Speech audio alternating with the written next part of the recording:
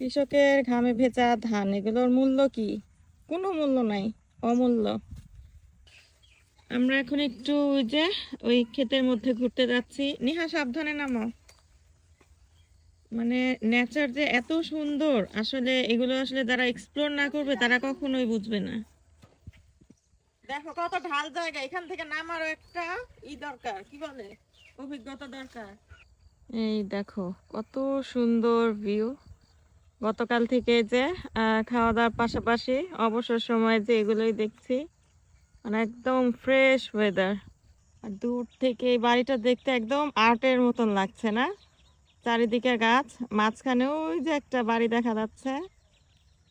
আমার কাছে মনে হয় এখানে যারা আছে তাদের 3 বেলার জায়গায় 2 বেলা খেলেও মনে হয় শান্তি। কি ফুল এটা ছিড়ছো? এই যে দেখো, হাঁটতে হাঁটতে পা পুরো ভিজে গেছে, দেখছো? জুতা ভিজে গেছে শিশিরে।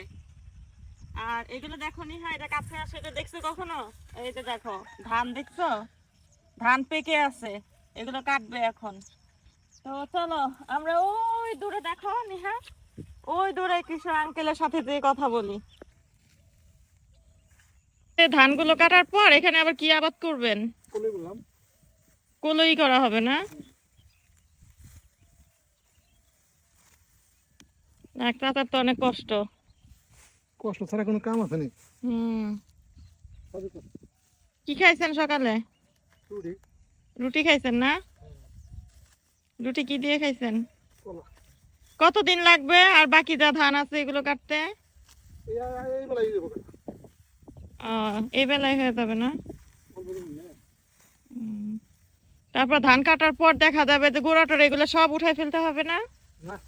এইখানে এইভাবে আবার এই কলইয়ের বীজ দেওয়া হবে? ও, কোনগুলা কলইয়ের বীজ? ও আচ্ছা, এগুলো দিবেন কবে? এখানে আবার ভাঙরো পাক উড়ামো, এখানে ডাল বানায়, রসুন বানায়। এখানে মুসুরির আবাদ করা হবে, যে ধানগুলো কই, ওই যে মুসুর ডাল দেখা যাচ্ছে। এখানে মুসুর ফেলছে, আজকেই মনে হয় দিছে মুসুর ডালগুলা। এখন এই যে পৈরাতে যে লোকজন, ওনারা কি আর আসবে না? বাকি কাজ আপনাকেই করতে হবে না? আজকে আর নিবেন না? না,